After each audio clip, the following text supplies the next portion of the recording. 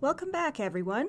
In this episode, we'll be finishing the last half of the Darkwing comic arc known as FOWL Disposition. I don't have much else to say other than this episode sure was a thing that happened. So let's jump back in, starting with issue 11. So now we're on to issue 11. And the cover for this one I have seen parodied in not family-friendly ways, but it is Darkwing, Morgana, Launchpad, Steelbeak, Goslin, and Honker being like wrapped around a bunch of tentacles, and there's just tentacles all over the page. Thank you, Internet. I hate you. The Internet. The next cover, at least, is Quiverwing Quack jumping off a rooftop mid-jump, and Honker's in the background sweating and looks exhausted because he's carrying around her heavy arrows for her while she's having all the fun. So, Poor Honker. issue 11. We return to Quiverwing Quack and the Arrow Kid. They're fending off the FOWL villains. Hotshot and Flygirl mention they've been cooped up at FOWL headquarters and their powers were being used to summon Ducktulu. They chase after Honker, but accidentally drop an anvil on themselves. Ammonia captures the kids and puts them into cleaning buckets, and she warns them that they can't escape because the buckets are filled with foul nanotech. What? And the nanotech is ready to make a mess of anyone who dashes for it. And I feel like this is the second instance of nanotech being used, because in The Duck Knight Returns, I'm pretty sure Taurus Bulba randomly whipped out nanotech at the very end. He equipped the giant building, the headquarters of Quackworks, with nanotech, and now it's just like, you can't leave this bucket that you're trapped in because the nanotech will kill you. It's like, it's a smart bucket. It can also add things to your Spotify playlist, and nobody talks about the good parts of the nanotech bucket. Hey, bucket. Darkwing, Steelbeak, and Femappeal are running from the giant walrus robot, but they reach a cliff. They're trying to fight the walrus. The walrus zaps and paralyzes both Femappeal and Steelbeak with a freeze beam. And then we get this, I don't know. At first when I saw this, I'm like, this is stupid. But then I realized this is actually kind of appropriate for the Darkwing universe, because it is the universe where stupid stuff happens. So the walrus picks up Femappeal and uses her body like a sword, and Darkwing picks up Steelbeak's body, and they get into a sword fight where Darkwing parries, and they're like fighting with the bodies of Steelbeak and Femappeal, and then the walrus parries and knocks Fem out of the walrus's hands, and she just goes flying off the cliff. Never to be seen again. Rest in pieces. And then Darkwing defeats the robot, and he and Steelbeak head off to confront FOWL High Command. And Darkwing's like, well, what about Femappeal? And Steelbeak's like, she'll be fine. She's got plot armor. She'll be good. So, meanwhile, Morgana is back at the Mallard residence with Launchpad, and she's floating in the air and meditating. And she says, I'm seeing Ducktulu's power drawing closer. Closer. And Launchpad's like, close? How close? And she says, how about you turn around? And they turn around, and the entire neighborhood of people has turned into tentacle ducks with tentacle arms and tentacle legs and tentacle chins, which I find incredibly disturbing, and I don't like the visual imagery of that. Okay. Morgana says, don't worry, Launchpad. I just cast a spell of protection over us. It should start working in 5 minutes. And then she turns around, and Launchpad has already turned into a squid person. Womp womp. I guess it was a matter of time. It was his destiny. Really, he ran out the clock. He lost it a lot longer than we thought he would. Yes, his bulbous chin is now 4 tentacles, and he's got what looks like a webbed foot coming out of his forehead. I don't know. Oh, he's got webbed feet? Like webbed fish fins coming out of his legs? Anyways, Morgana decides that the only way she can figure out what's going on is to disguise herself by giving herself a tentacle chin, and then she blends in with this zombie horde that is heading all in one direction, which is they're heading to FOWL headquarters, because I guess Cthulhu is going to summon them. Okay. I love the confusion. It's great because there I really mean, is no better way to explain it. I just don't like what is the plan? Like FOWL is summoning Cthulhu.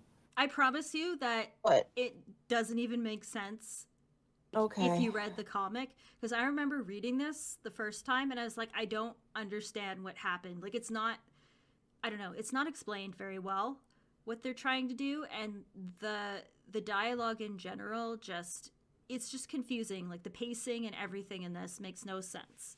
And I remember when this whole thing was over, I was like, I don't get it. Yeah. I feel like Quack-Thulu would have been better. Quack-Thulu? Yeah, I think so too. Is Cthulhu? Cthulhu? Although I don't know if Cthulhu is how you actually pronounce it.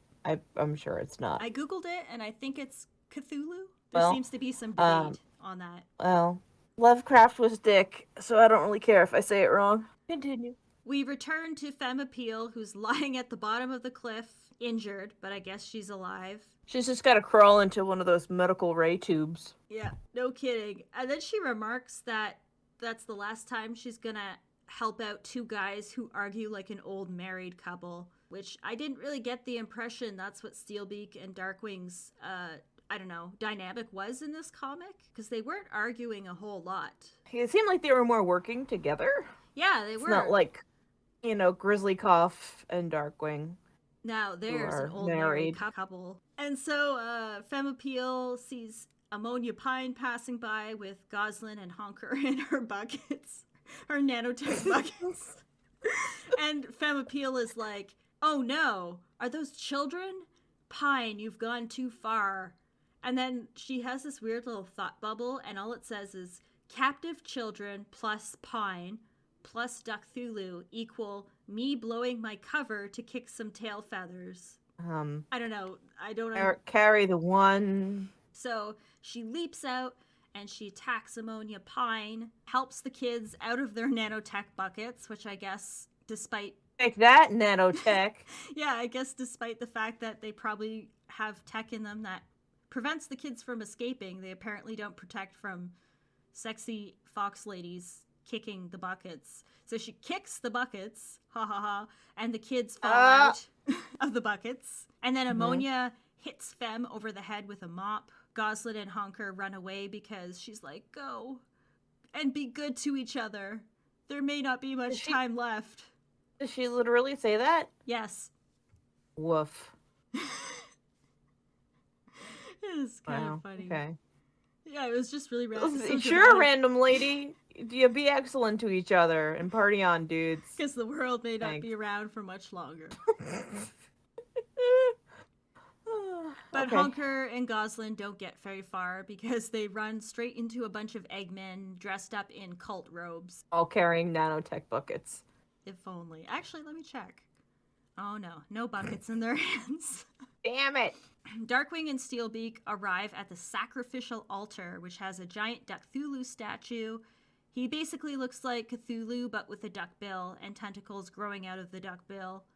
And there's this big metal slab shaped like an X with shackles on it in the center of the room. I wonder who that could be for. So Darkwing is gawking at this, and Steelbeak sneaks up from behind and knocks him out. Surprise! Steelbeak knocked his buddy out? Oh, man.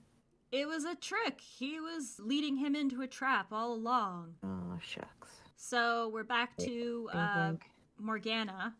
She's following the herd to FOWL HQ, and she's like, oh, I recognize this place from Dark's files. And I just find it interesting that like 3 times they've mentioned this place, and they're like, recognize this place? And it's like, I still don't recognize this place. Why do you keep mentioning? Oh, and that also implies that Morgana is just so bored that she just reads through Darkwing's old files. Yeah, I don't know. Somebody out there, please write to us and tell me what location this is referencing, because they bring it up 3 times, and they all seem to know where it is and remember it, but I sure as hell don't. So, and here comes my favorite line from Morgana. So she's following the herd, and then she says, disguises be darned. This time, Morgana Macabre faces her greatest challenge of all. ... Her choice in men. What? You heard me. What is that? What? She's marching along to stop the Cthulhu, and she just goes into full Stella get her groove back mode, and like somebody whips out a nanotech boombox and starts blasting "I'm Every Woman." I don't know. But I don't know why her choice in men is being brought up here, because up to this point, Darkwing hasn't really actually done anything particularly egregious. This isn't like My Valentine Ghoul, where he was genuinely being a dick. All he really did was he was just like, you stay home and look after Goslin. I have stuff I need to do. And like he wasn't even that rude or dismissive about it, but she's going through some kind of internal dialogue here where she's just going on about challenges with him and, you know, questioning her choice in men. And I'm just like, We're back to Darkwing. He wakes up and the first thing he says is, but Morgana, I didn't mean to ... So I guess he was having a dream about pissing off Morgana. Yeah, well, I guess he wakes up in pain because she beats him. And he's tied up on this cross thing. It's like an X slab. It marks the spot. And I feel like it kind of looks like, what are those BDSM things that people get tied to? I think it unintentionally kind of looks like that. Oh, there are a lot of tentacles involved. Wah, wah. So he wakes up. He realizes Steelbeak has betrayed him, because of course. And Steelbeak says, sorry, Darkwing. I gotta admit, I wasn't too big on the whole world snarf and space spook at first. But when conning and eliminating you became part of the plan, I volunteered. And then we see FOWL High Command, and they are still shadowy, despite the fact that there's several characters standing behind and around them that you can see their faces in the light, but their faces are still dark. So I'm just going to choose to believe that's what their actual faces look like. But yeah. And then they say, the Purple Pawn has arrived of his own volition, as the ancient texts demanded. Our Cthulhu's appetite demands a character of high spirits and an exaggerated self-image. We could not ask for a better offering. And then we see Darkwing tied down. And actually, when I look at this, he's lying back, and it almost looks exactly like the scene where Negaduck in Life the Negaverse and everything had him tied down, and the little clown thing crawls up and slams the axe between his legs, and you see Darkwing do like the shocked look. It almost is like that entire scene. That's what he looks like. So the statue starts talking, and it says, I hunger. My gratitude to those as evil as I. And he reaches out, and almost immediately Steelbeak says, what have I done? Which I don't understand, because literally Cthulhu has just woken up and he hasn't done anything yet. And yet Steelbeak's just like, suddenly I regret the thing that I knew was going to happen, which was that Cthulhu was going to wake up. I regret every decision in my life. Yes, and that's the end of that issue. And now we're on to the final issue of FOWL Disposition. And boy, is my disposition feeling pretty foul right now. I gotta say. We're just gonna keep throwing that pun out there because... Just like sandwiches. So, the covers for this one, we have a 40s style family of Launchpad, Morgana, Drake Mallard / Darkwing, Goslin, and Honker. They're dressed up kind of like an old 50s family, and they look like they're on the scene of a set of like a TV show, and there's cameras pointed at them, and there's a little sign that says laugh, and Steelbeak is standing there looking amused, and there's the audience is a bunch of Cthulhus watching them. Okay. The second cover is, I know this one is a Batman parody, where Morgana and Launchpad are standing in front of a wall, and there's the faces of various characters in the back behind them on the wall, and it shows Steelbeak, and then it shows Quivering Quack, and it shows that she has homework stamped across her face. Darkwing has loser stamped across his face. Quackerjack has choke and hazard. Honker has nosebleed, and Bushroot has leaf rot. And I think it was, I forget what Batman comic it was, but it was like a bunch of characters got killed off, and it was listing how they all died. I have found the comic cover. It's X-Men. God damn it. It's I'll send it to you.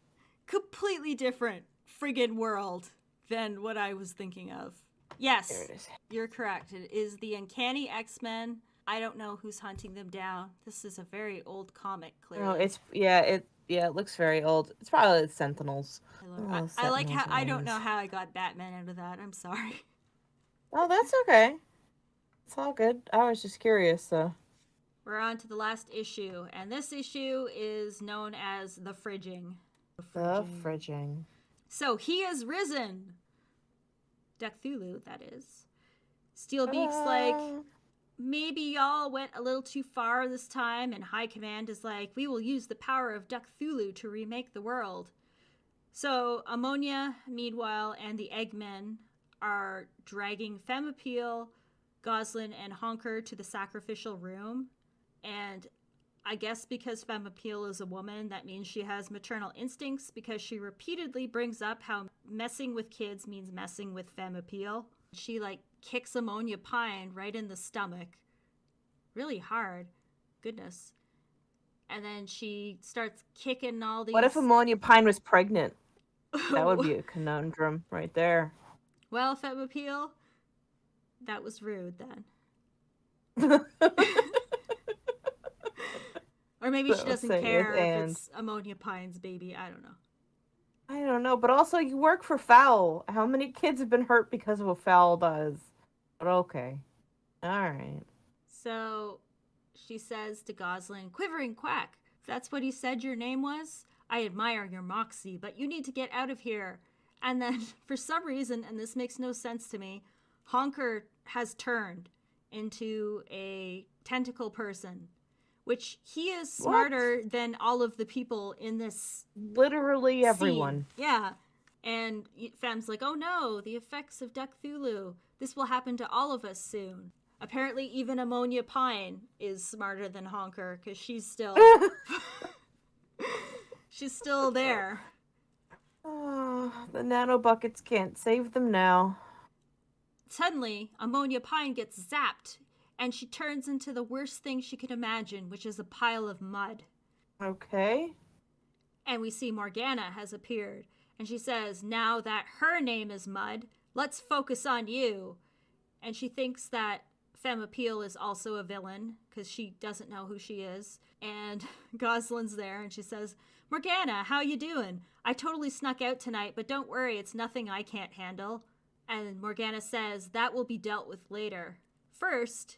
And then she rounds in on Femappeal and she says, so you ensnared Darkwing Duck in all this, and now you've got your hands on the children too? And Fem's like, wait a minute. And Goslin's like, no, Morgana. Morgana is like ready to friggin' zap the shit out of her. Her hands are all crackling, and she's cornered Fem, who's back against a wall looking terrified, which is actually pretty cool, because Morgana usually doesn't get a chance to be tough and scary. Mm-hmm. But I also feel like, once again, we're getting a classic, oh no, the love interest and the other threatening love interest are fighting kind of thing. The girls are fighting! Wow. Etc. Yes. But things are quickly cleared up when Femappeal explains herself, and Femappeal says, if anything, Darkwing Duck made things worse. He played right into FOWL's hands, being Mr. Super Spy with Steelbeak. His little ego trip will destroy you, me, these kids, everyone, everything. And Morgana says, sounds like you've met Dark and noticed his special charm. And she says, he's quite a character, yes. But now I'm confused, because Femappeal, did she know that Steelbeak was going to betray Darkwing? Because now she suddenly seems to know what's going on. So why was she, like, also leading Darkwing with... I don't know. Yeah. Also, she has to be the most persuasive person in the entire world. But she could just be like, oh, hey, Darkwing, I just met you, but I also want to defect from FOWL because I don't want to have tentacle people running around. He's like, yeah, all right, checks out. And then Morgana's like, I'm gonna zap the crap out of you. Wait, hold on, I'm not actually with FOWL, and Darkwing's kind of a dick, huh? Oh, yeah, that's right. You're cool. Yes, indeed. So, Femme Appeal reveals that she's actually a double agent, and she has an ancient text that will reverse the spell of Cthulhu. It's not really explained where she got it from or anything, but... And then we get this weird, they're leaving the scene, and Femme says, also, no worries about the mix-up back there. And Morgana says, oh, good, I was gonna say. And then Femme says, it happens more than you'd think.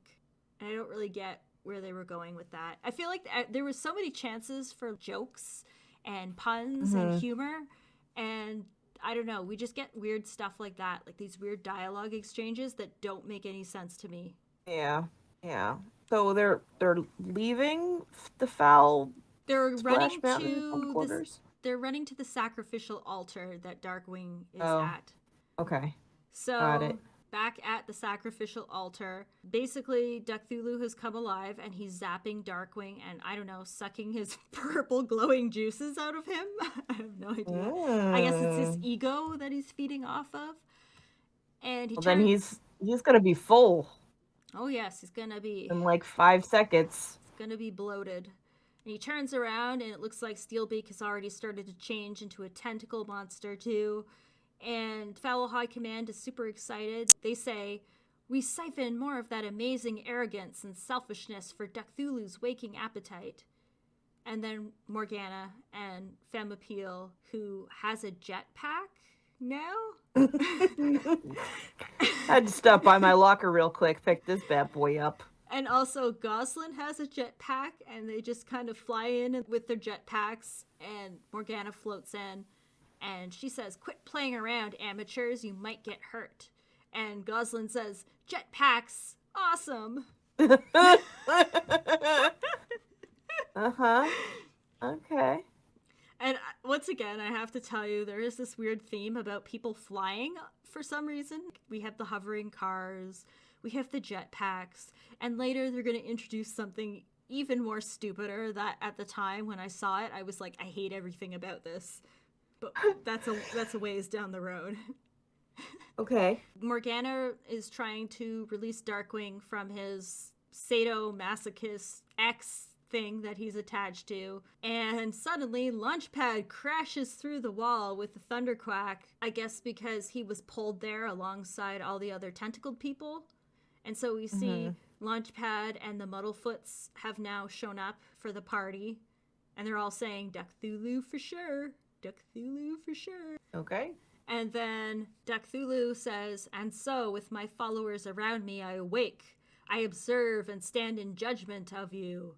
And then he points at High Command and he says, you think you can control that which is older than time itself? And Darkwing says, now who's being egotistical? And then FOWL's like, but we already had our own continents picked out and everything. And then a trap door opens and they fall down. Kind of like when the Fearsome Four were with Darkwing in that weird above the atmosphere ship with Taurus Bulba and they got fallen down. Yep. It's the same thing. I feel like they kind of recycle the same stuff over and over again and throughout this, and I don't know why. It's just they reuse the same things over and over again, and I don't know why they do that. Who could say? He's like, how can I get these characters out of here fast? I know, a trapdoor will just open up and they'll fall down and we won't hear from them again. That's fine. And then they'll be mind controlled. Yes, they will. So Morg puts up a protective magic bubble around the whole gang and uses the scroll to zap them into a different reality to change up the playing field because basically they can't defeat Cthulhu in their world, so they have to take themselves to a different world. Okay. There's a panel of her selecting... They're just like standing in a Denny's parking lot. I wish they had been. But we do see Morgana gazing into several dimensions to pick one, and most of them are kind of nonsensical, but one of them appears to be hell because there's flames and little devil people, and it's upside down for some reason, and I don't know if that's a reference to something or if she was just literally gazing into hell for some reason. Just gotta check in, see how things are going. Oh, terrible, okay. Yeah, and then there's a panel with a rainbow road leading to a city that I think might be Midgard, like Thor. Midgard is Earth. What are they? What's Thor's place called? Valhalla? Okay, it's probably Valhalla or something. I don't know. I could be wrong. We see another world that has Asgard. Asgard. Okay.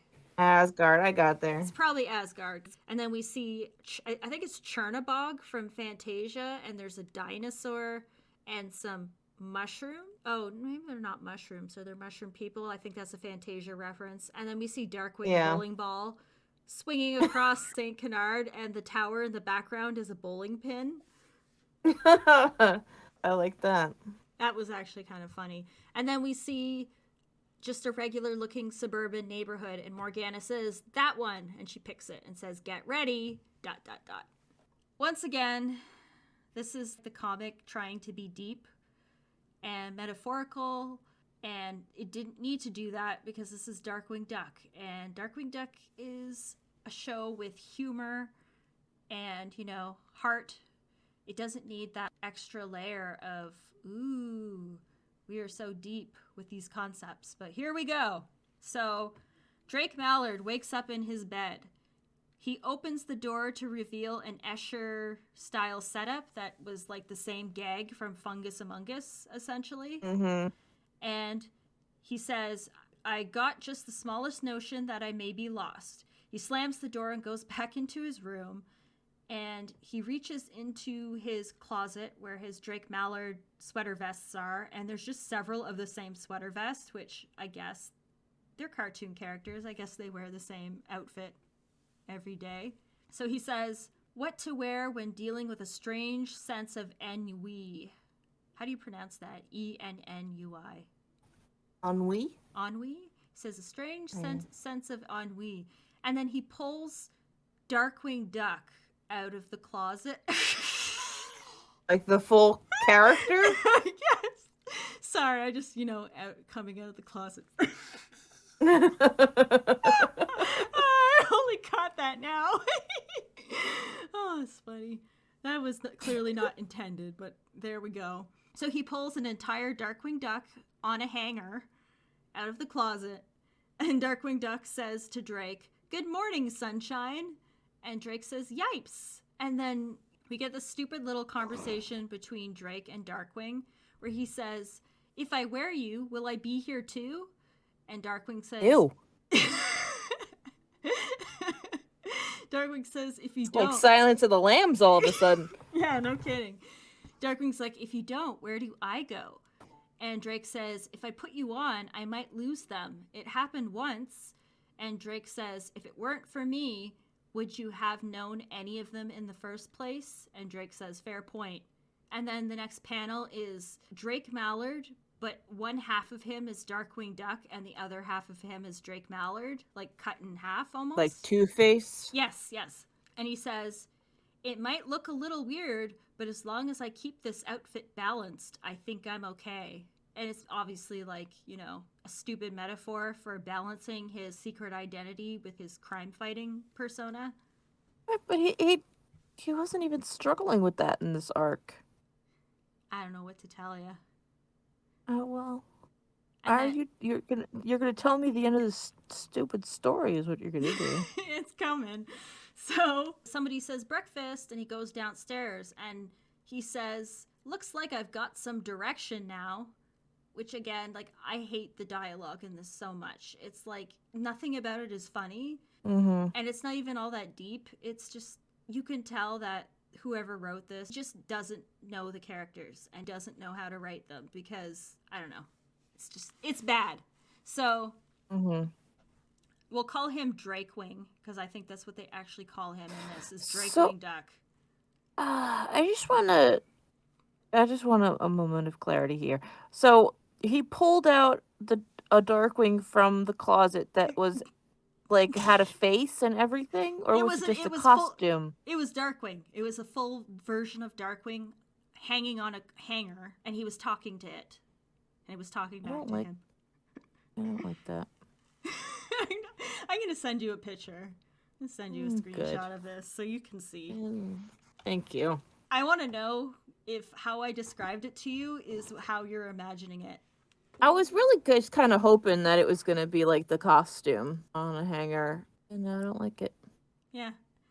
And Oh, that's, but apparently they like the Beauty and the Beast Broadway musical in the Mallard household. it would seem so. Mm. So he goes downstairs and he says, "There's my family, but someone's missing."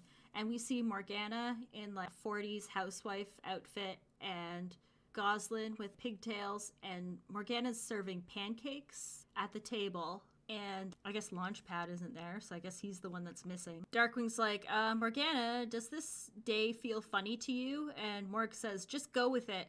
And then they look out, and there's a studio audience of Duck Thulus watching them, and there's a camera pointed at them. And Morg's like, "Just play along with my idea." And he's like, okay.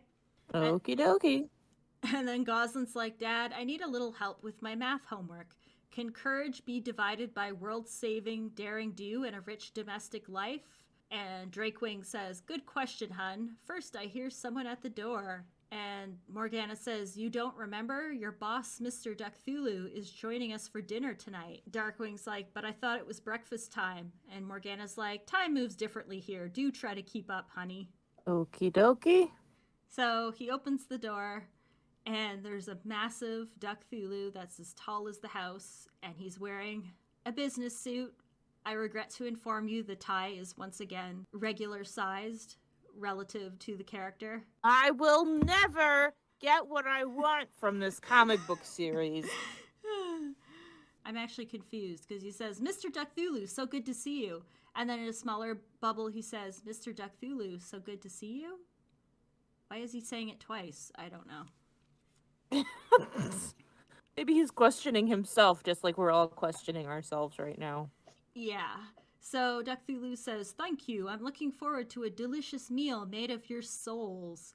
I didn't know what was best for souls, red or white. So I brought both." And then he pulls out a bouquet of dead fish and says, "I couldn't drop by without a gift. Here's a bouquet of dead fish. Thank you for telling us what's in your hand in a comic that is a visual medium." Okay. I will say the look on Drake's face in that panel, he's super bewildered, and it's actually a pretty funny looking face. It is the appropriate response to being handed a bouquet of fish. Indeed. Duckthulu smashes through the wall, and he sits down at the table for dinner, and he says, "You know, Darkwing Muck, you've been such a good employee as of late." And Drakewing says, "Thanks." And he says, "Every hero needs a bit of an ego. When you returned, you made sure to keep that trademark brash style. I like that." And Drakewing says, "Well, it's kind of complicated," and he gets interrupted. And Duckthulu says, "A few cases of production confusion in the marketplace didn't deter you. With all those other Darkwings flying around, it was still you, front and center.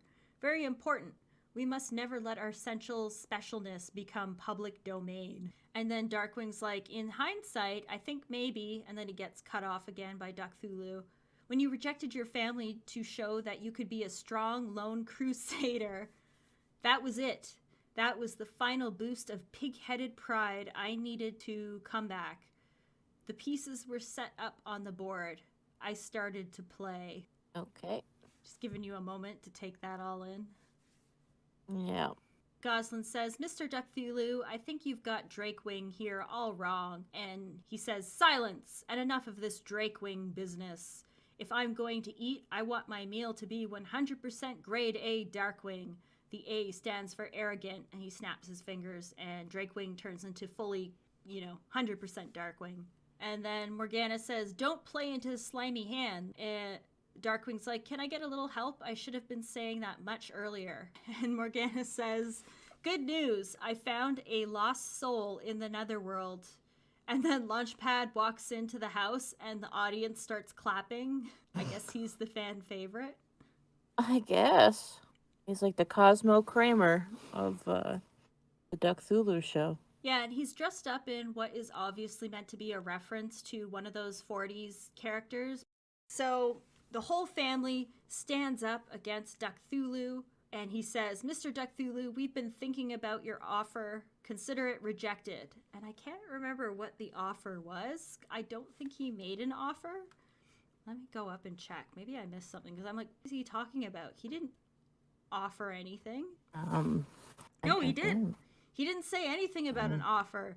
he's just going on about how Darkwing was so egotistical, and that's what allowed him to, I guess, arise. But then they're like, we've considered your offer and we're rejecting it. And Drakewing's, I guess he turns back into Drakewing because Morgana zaps him again.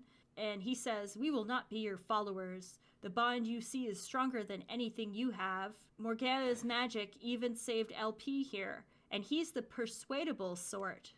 And Launchpad says, sure I am. So Launchpad is dressed like Ed Norton from The Honeymooners. Is that what it is? Mm-hmm.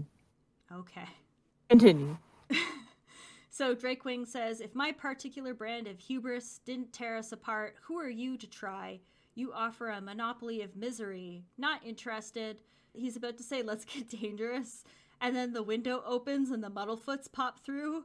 And Herb says, hiya, neighbor. Got any extra beef stew? And Morgana slams the window shut in their faces. Oh. Oh. And there's I just said no. There's like a laugh track and everything. Oh. So we're coming up to the end here. So Cthulhu's like, you think you can reject my might? I, a pantheon of power unto myself, bow down before your master. And Darkwing/Drakewing says, I have to tell you, pal, the chutzpah isn't exactly appreciated right now. Which doesn't sound like him, but okay. And then he says, tell the peanut gallery to clam up. If that's the popular crowd, count us out. I guess he's referring to the audience members that are watching this. Mm-hmm. And Morgana says, Drakewing, it's not going exactly as planned. And Drakewing says, it's okay, I got this. And Morgana is like, so much power, anger. And she realizes that they can't seem to handle this. And then we get this one panel of Drakewing, and he says, I say, good day, sir. I don't know why that makes me laugh so hard. It's just, he's basically like... I say good day, sir. Yeah, and he's basically kicking Cthulhu out of their little house, and it's not working. So Morgana's like, okay, and realizes she has to do something. So she says, Dark, thanks for everything. Promise me you'll always be you. And then she... I'm sorry. She's... Oh, I can't even tell you how stupid this is. You're very emotional about this. It's really very beautifully done, I could tell. She shoots lasers out of her eyes. Oh. I don't know why I find that so funny.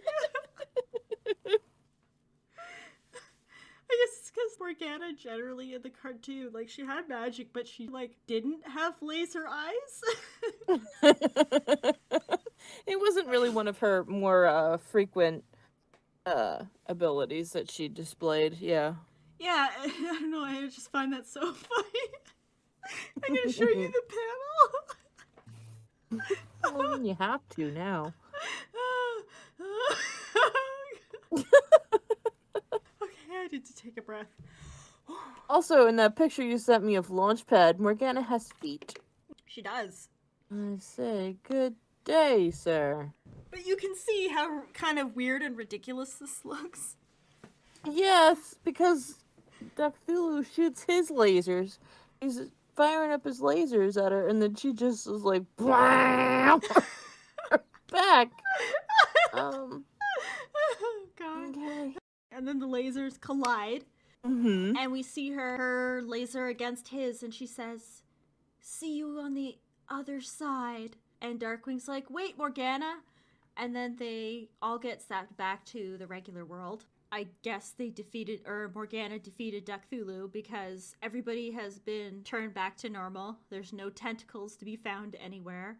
Launchpad says, what just happened? And Darkwing says, I am 100% sure I don't know.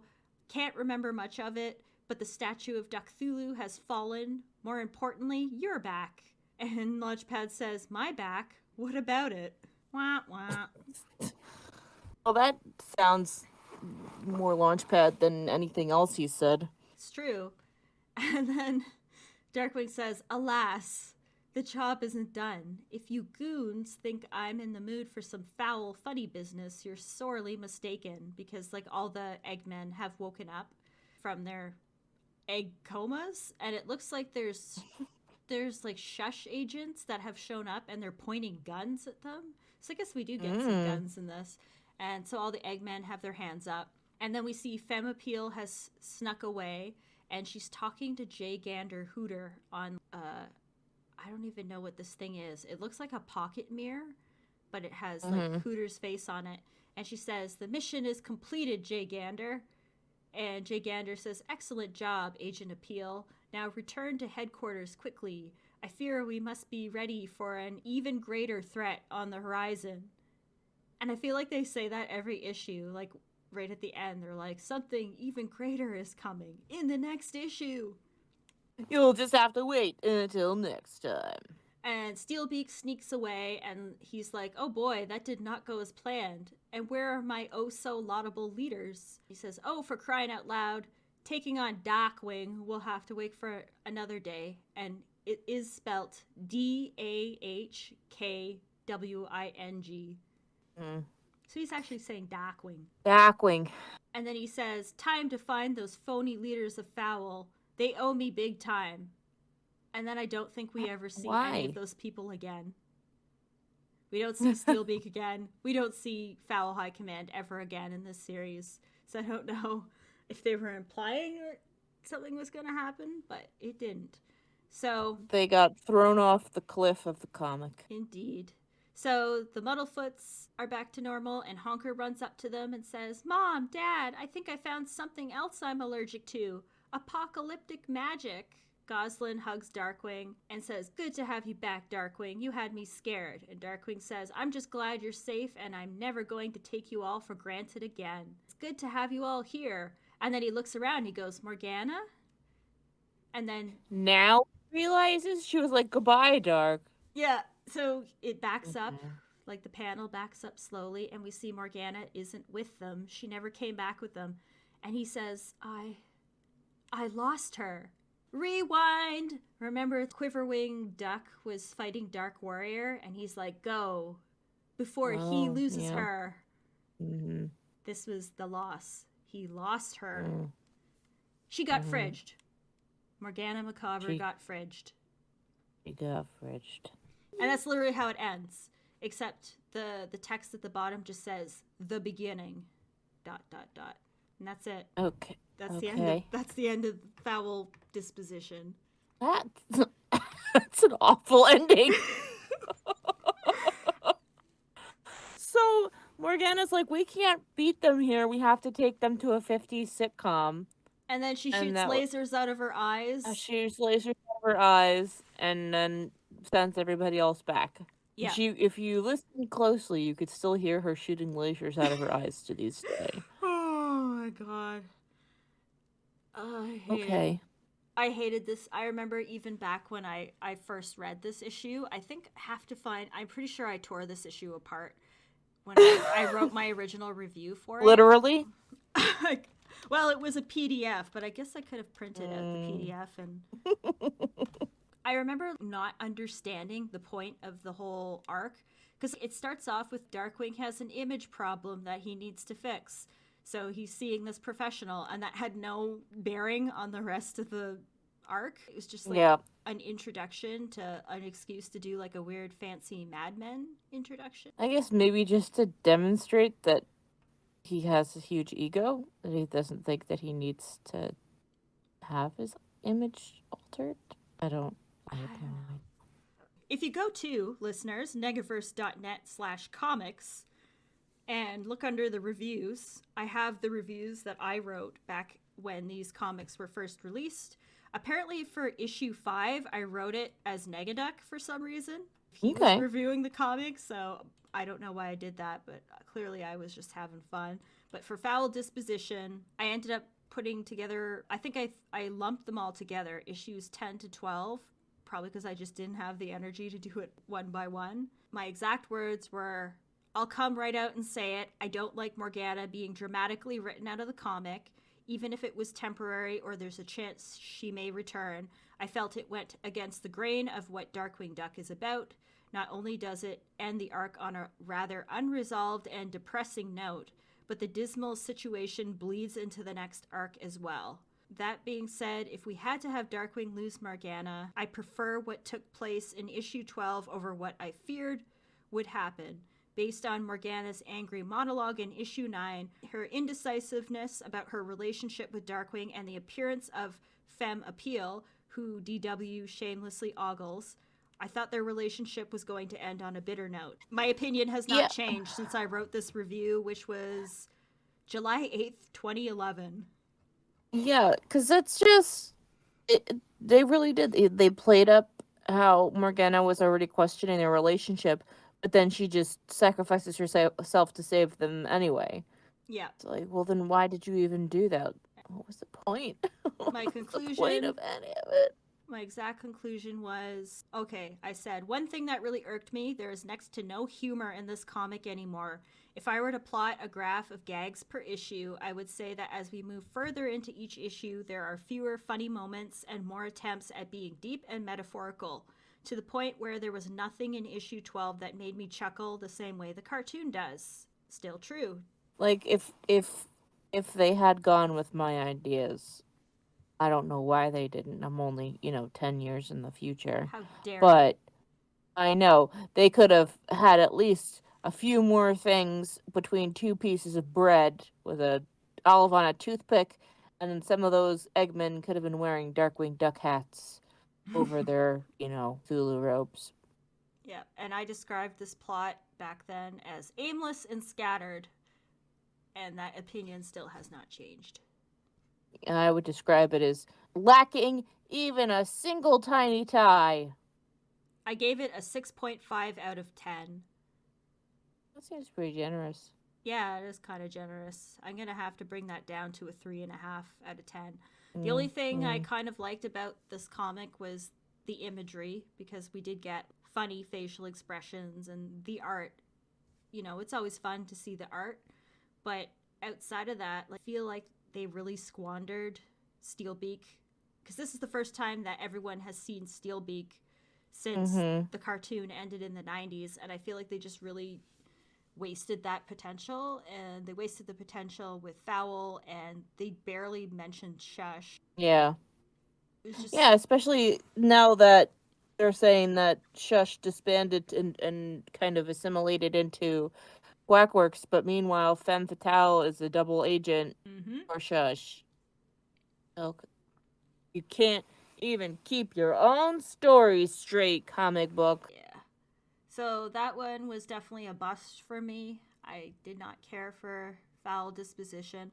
I thought Duck Thulu had a lot of potential too, and that also kind of got squandered, because I really wish that the TV show had done a bit more with like the supernatural elements, because the way they set it up with Morgana and her family and that, there was a lot of untapped potential. So having like an actual eldritch god appear and threaten them is like a really cool idea, and I feel like they didn't pull it off very well. No, they didn't. And there was just too many chin tentacles for my liking. It was all too wriggly. So, give me your final thoughts here, Kitty. My final thoughts, I could sum up best in a few words, and they are Duck Thulu for sure. Duck Thulu for sure. Wah, wah. Yeah. I feel like out of all of them, though, this one enraged me the least because I've just stopped caring. It's also like there really didn't seem to be anybody having anything to do in character, so it didn't really feel like the characters actually did anything because they were just so out of character the whole time. So I guess it just, like, I don't know, it didn't seem like, even like Crisis of Infinite Darkwings, there were Negaduck was in there, but he wasn't perfectly in character, but I could be upset about that. In this story, it was just like, what's the point? It makes no sense. You're just trying to figure out what's going on. Like, what is happening? Why is this happening? Like, you're not even interested in the story because it doesn't make any sense. And think Honker should not have turned into a Cthulhu monster before everybody else.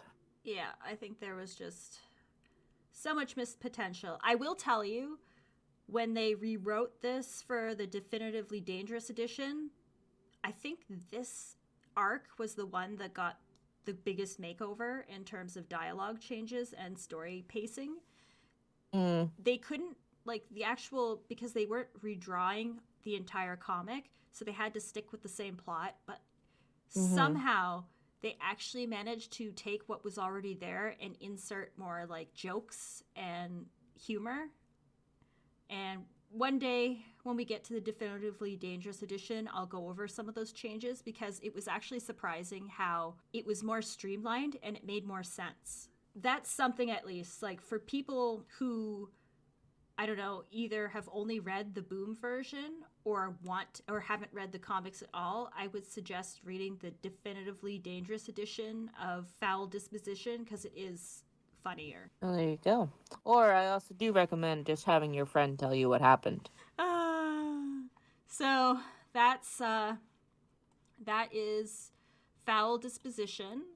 So at this point in time, chronologically, it's actually the annual comics that I think came out a little in between or before this. So that's probably what I'll talk about in the future. So that concludes the FOWL Disposition arc, which was a lot of something. Next in the comic series will be the annuals, which is the untimely terror of the time turtle and Toy With Me, the Quackerjack story. But before that, Kitty and I are going to take a break. I forgot about the time turtle because I loved him. My thought of him. This little turtle with a stopwatch. Anyway, go on. We're going to take a little break from the comics because, if you can't tell, they are a little emotionally exhausting to go through. So, as a palate cleanser, as Kitty said before we made the decision, you go ahead. And when we are in the negotiation phase for how much more of this I could take, as a palate cleanser, and since we talked about it a bit in this episode, and because we have it categorized already, we're gonna do a review of Let's Get Respectable. Yay! And I like that episode too, so. Yeah, it's a good one. It's got my favorite line in it, as I've already said. How's that donut? Makes me laugh like you laughed at Morgana's eye lasers. Well, I'm looking forward to it. So we'll do that. We're hoping to have a guest on in the future as well. That's still in the works. And remember, everyone, Cthulhu for sure, and crime doesn't sleep, and neither does Cthulhu for sure. Oh no, she's changing, you guys. You should see my tentacles right now. I gotta get the lasers, and I gotta charge my lasers right now, and I'm sorry. Remember me, Kitty. I'll see you on the other side, listeners. Goodbye.